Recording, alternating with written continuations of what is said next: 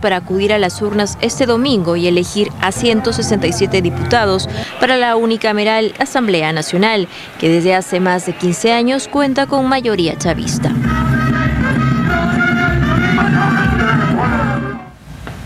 Las elecciones son este domingo y, como decía nuestro reportaje, estas campañas se está viviendo casi como una campaña presidencial, siendo una campaña por la Asamblea Legislativa y sobre todo con un marcado tono confrontacional. Sí, bueno, desde la oposición en algunas circunstancias inclusive señalan que esto es casi un referéndum contra Maduro, es decir, para ver un poco que si bien no estamos en una campaña presidencial es algo muy similar. En tanto, pues básicamente se están enfrentando dos bandos. No hay más candidatos, es el oficialismo versus la oposición. El oficialismo organizado en torno al PSB, que incorpora una serie de partidos de izquierda, y la oposición, que incorpora partidos de centro-izquierda, de centro y derecha, pues organizados dentro de la Mesa de Unidad Democrática. Ahora, como tú dices, hay un nivel de confrontación o enfrentamiento muy importante, y esto obviamente es lo que ha generado pues 15 años de chavismo en Venezuela.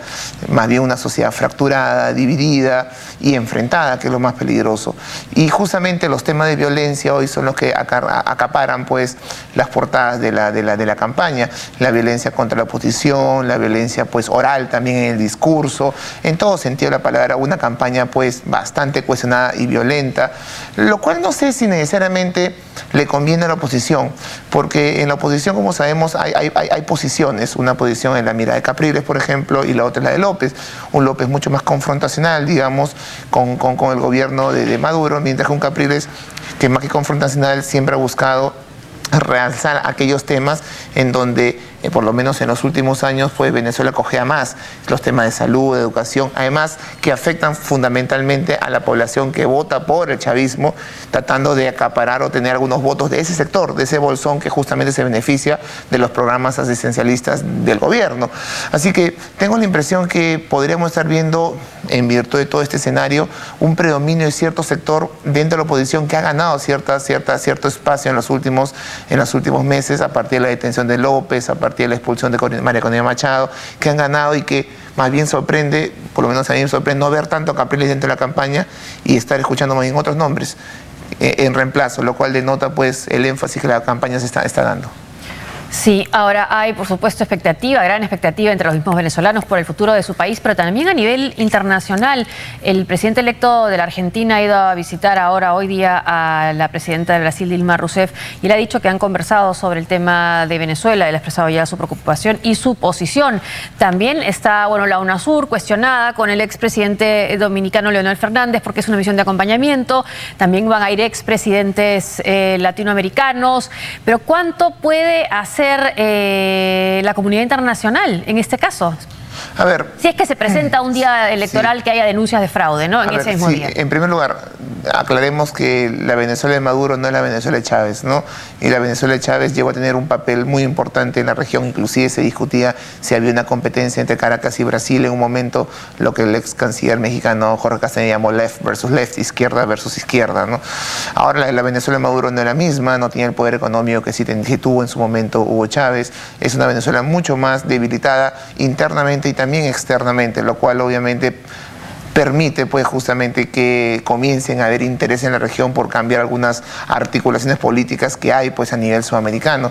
En ese sentido, Macri obviamente lo que quiere es movilizar Mercosur hacia un poco más liberal, tender a brindarle a Brasil pues algunos temas que ellos están interesados, como la apertura de Argentina, y esto obviamente sacando un poco del juego político a Venezuela. Ahora, si sea un escenario que muchos podrían creer con muchos indicios de que no se respete la democracia en Venezuela, lamentablemente las instituciones que existen, pensar en sanciones bilaterales no suena muy coherente. Siempre hay dificultades siempre la línea del principio de no intervención en asuntos internos es muy delgada, pasarla. Por eso existen los foros o los espacios multilaterales, como la OEA, como la UNASUR, como los Mercosur, que tienen cláusulas democráticas para aplicar.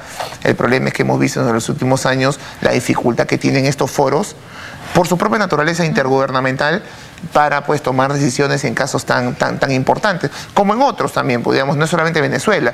Cuando en el 2008 Colombia ataca a Ecuador, Estados Unidos permitió que no hubieran sanciones contra Venezuela. Así que lo que vemos es cómo los estados que ejercen algún tipo de poder tienen pues las herramientas para evitar pues sanciones, y eso obviamente nos deja en un limbo. ¿Qué hacer al respecto?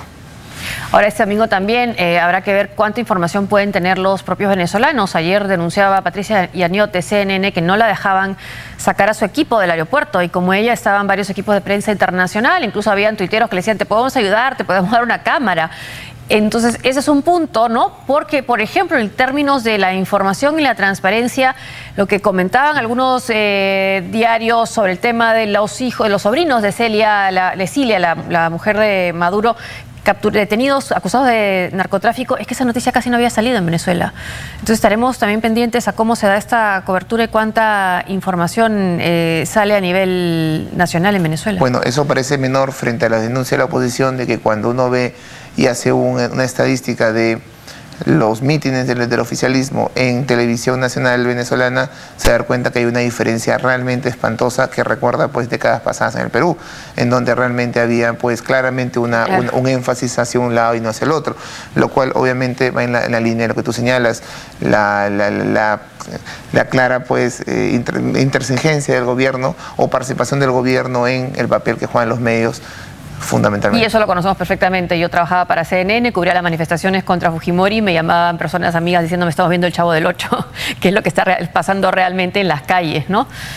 Los investigadores de la masacre en San Bernardino, California, determinaron que Tashken Malik, la mujer que colaboró con Syed Rizwan Farouk para matar a unas 14 personas, su mujer, su esposa, en una fiesta de fin de año, juró lealtad a Abu Bakr el-Baghdadi, líder del grupo terrorista Estado Islámico. Según las declaraciones que brindó un directivo de la red social Facebook a la agencia de noticias de Associated Press, Tashken publicó un mensaje en alusión a ISIS usando un alias al promediar las 11 de la mañana del miércoles, publicación que fue borrada minutos después del ataque.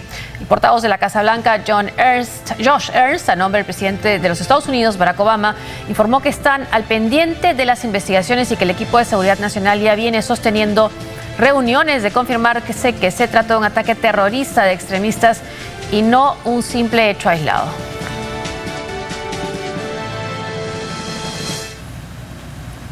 Bueno, ya ayer comentábamos que dadas algunas características de este ataque llamaba la atención y se diferenciaba de otros posteriores de los atacantes que usan pistolas de tan fácil acceso en Estados Unidos, y una situación que divide a republicanos y a demócratas. Aquí, si entra a tallar el tema del terrorismo, ¿cómo cambia la situación?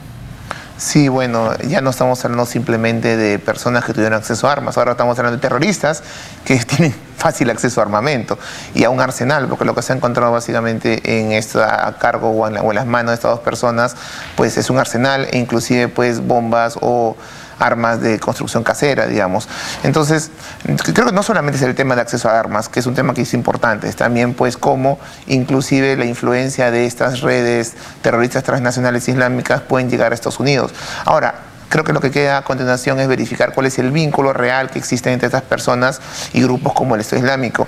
Vínculo que no está comprobado. El Estado Islámico suele reivindicar las acciones, ha aplaudido la acción, sí, la ha aplaudido, pero no se establece muy bien cuál es el vínculo que existe. Si fue coordinado o no. Si fue coordinado, o más bien estamos hablando de lo que algunos llaman estos lobos solitarios, sí, ¿no? Sí. En este caso sería una pareja de lobos solitarios, ¿no? Sí. Pero no queda claro todavía cuál es el vínculo, porque creo que un escenario es totalmente distinto al otro. En un caso es ver que el Estado Islámico ha podido infiltrarse en Estados Unidos e infiltrarse y no ser pues percibido por los mecanismos de seguridad, o más bien estadounidense, pues en este caso el esposo era de nacionalidad estadounidense, sí, pues a partir de internet u otros contactos o conocidos, así influenciado por la lectura radical, y pues y ha sido fanatizado y ha usado pues este discurso radical y ha actuado pues en nombre de etcétera. Entonces, tengo la impresión que ese tema va a ser fundamental para saber qué es lo que Estados Unidos debe hacer al respecto.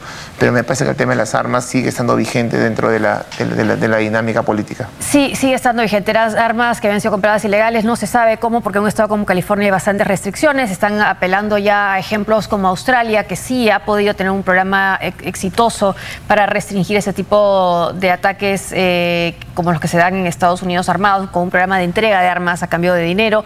y otro tipo de restricciones que podrían aplicarse, también lo han mencionado. En este caso, lo que llama la atención es esta figura de esta pareja que llevaba una vida de clase media, él con un trabajo en el condado, había estudiado, venía de una familia de clase media, tenía su mujer que era nacida en Pakistán, que había conocido al parecer por dating de internet, ¿no? Por las citas en internet, y que hasta tenían una página para que en el nacimiento de su hijita los amigos pudieran comprarle cosas. Y una hija tenía 6 meses, lo cual también suena extraño para los que somos padres. ¿Cómo es posible que lleves a cabo una acción cuyos resultados es previsible y dejar a una menor de 6 meses pues desamparado, ¿no? Desamparada? Sí, pues es todo muy extraño. Ahora, un debate adicional que se da en Estados Unidos en este momento es en torno al concepto, un debate pues permanente, eterno parece, el concepto de terrorismo, ¿no? ¿Qué es finalmente una acción terrorista? Si no se encuentra su vínculo con el Estado Islámico, sigue siendo una acción terrorista, siendo pues dos desquiciados que terminan matando a 14 personas. ¿Cuándo constituye el número de muertos, el tipo de acción? ¿Cuándo constituye una acción terrorista y cuándo no? Digamos, cuando es violencia regular. Pueden ser dos tipos realmente desquiciados que actuaron hablando en favor del Estado Islámico sin tener ni un vínculo con el Estado Islámico. Así que me parece que hay un tema todavía por resolver dentro de Estados Unidos y en el mundo. Un término que se están planteando ahora, claro, acá sucedía lo mismo, nosotros no teníamos ninguna duda que Sendero Luminoso era terrorista, pero a nivel de la prensa internacional muchas veces esa palabra quizás no se usaba de esa manera. Lo que sucede es que a lo largo de la historia nos hemos visto con casos que en algún momento podrían haber sido considerados terroristas. Por ejemplo, en un momento de los 60s, la OLP pudo haber sido considerado terrorista, y luego la OLP con Yasser Arafat fue pues uno de los artífices de los acercamientos con Yitzhak Rabin en los 90s, y no necesariamente ahí era considerada una organización terrorista, que es la que finalmente va a dar luz a la Autoridad Autónoma Palestina. Así que a lo largo de la historia puede pasar lo mismo con Gaddafi, un Gaddafi que claramente reconoció pues en 2003 su participación en el atentado de Lockerbie, donde este avión explotó. Sin embargo, eso no impidió que lograra pues acuerdos y acercamientos muy importantes con países como Italia o Francia. Claro. Así que, ¿qué cosa es ser terrorista? ¿Qué cosa no es terrorista? Y cómo la historia puede de alguna manera cambiar incluso el término. Por eso algunos prefieren usar el término de movimientos armados irregulares antes de terrorista. Pero creo que la fuerza que le da de rechazo en términos de una sociedad que se enfrenta a este tipo de violencia, la palabra terrorista es la que mejor calza, ¿no? Hacemos ahora una pausa. Al volver, Trump sigue subiendo en las encuestas.